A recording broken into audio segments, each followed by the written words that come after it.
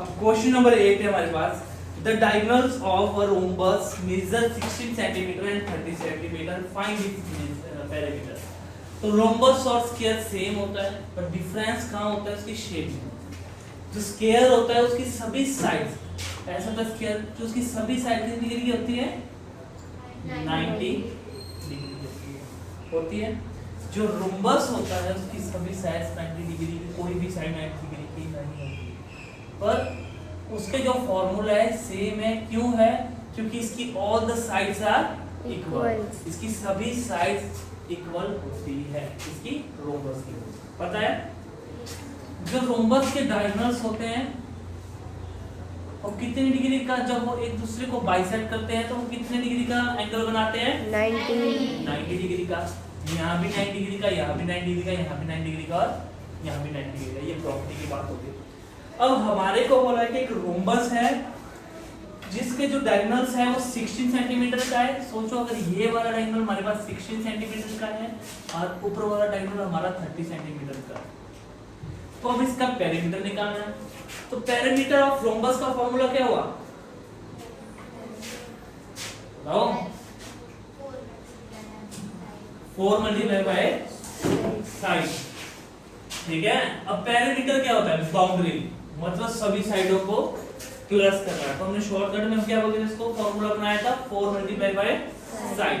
जो स्क्वायर के फॉर्मूले हैं वही रोम्बस के फॉर्मूले हैं। समझ आ गई?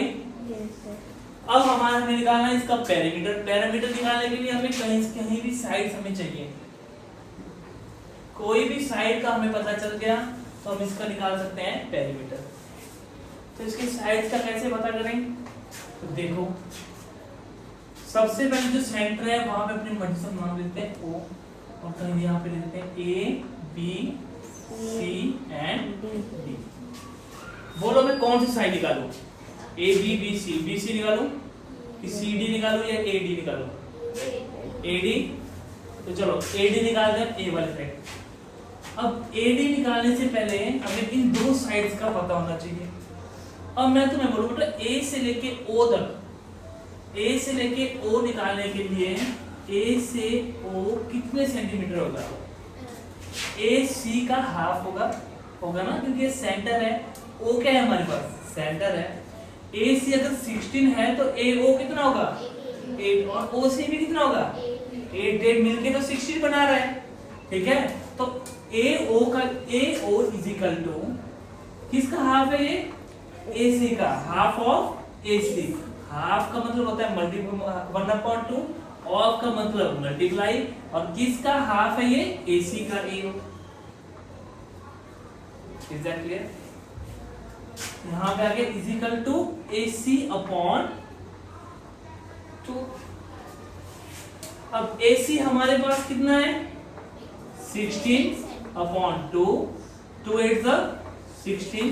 तो हमारे पास जो AO है वो कितने सेंटीमीटर आ गया बेटा, बोलो ये समझ आया, यहाँ तक सक्षम समझ आया? यहाँ पे जल्दी सेट करो। AO फिर से सुन लो जिसका समझ नहीं आया बेटा, जो AO है, AC अगर 16 है तो AO तो उसका हाफ हुआ ना, बाइसेक्ट कर रहा है, बीच में कर रहा है ना। तो AO क्या हुआ, AC का हाफ तो हम निकाला 8 सेंटीमीटर। अब मैं बोल बेटा मेरे को BD बताओ, नहीं BD। अब निकालेंगे हम BO किसका हाफ है, किसका हाफ है, हाफ ऑफ किस साइड का, BD का है ना, BD का है ना।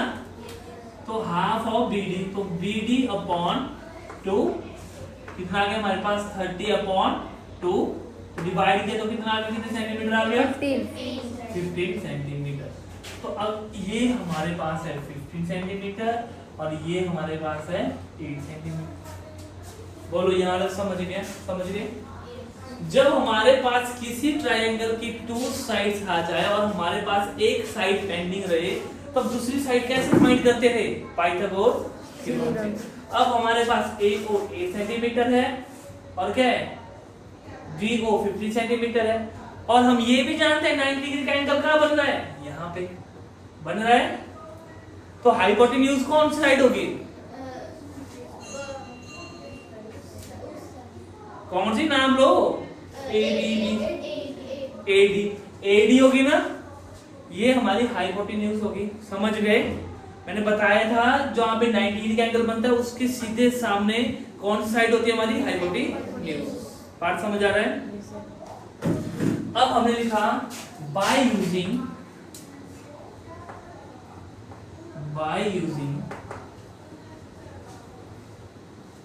Sir using Pythagoras theorem in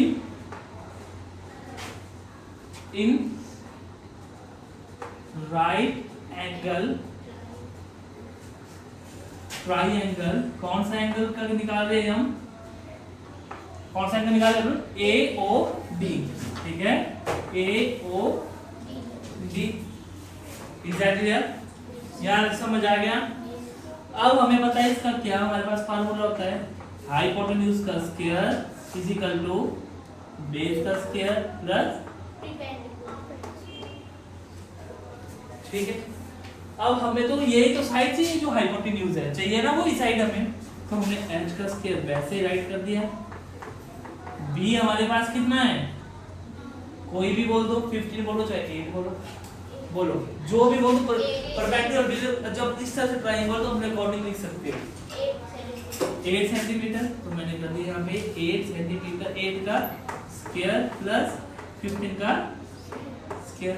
इसमें कंफ्यूजन होना कि बेस की जगह बेस है, पी की जगह पी है, बस तुम्हें हाइपोटेन्यूज का पता होना चाहिए, बिल्कुल करेक्ट। जो कहां के सामने है? 90 डिग्री के सामने। समझ गए?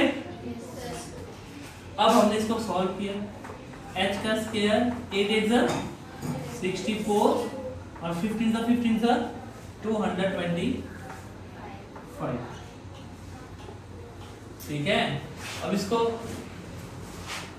h का स्क्वायर इज इक्वल टू 5 और 9 8 78 एंड 2, ये आ गया हमारे पास इधर 289, ठीक है।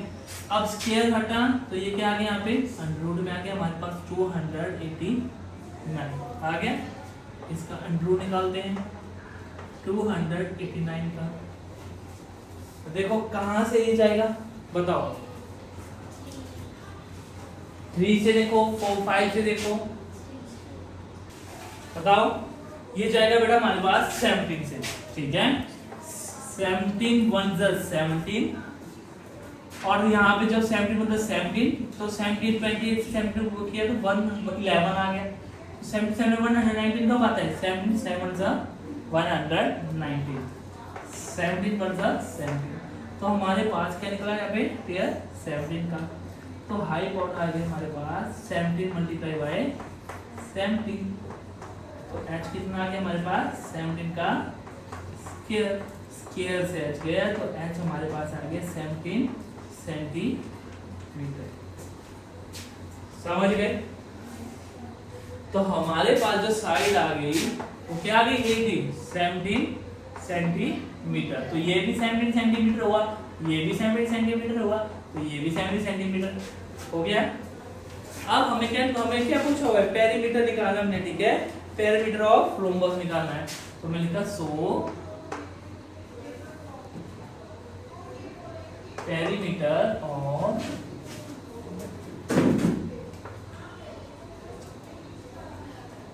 Rhombus is equal to 4 multiply by side, तो हमने कर दिया यहाँ पे 4 मल्टीप्लाई बाय 17। आशमा 17 4 है, यस 17 4 68, तो हमारे पास कितना पेरीमीटर आ गया बेटा? 68 सेंटीमीटर।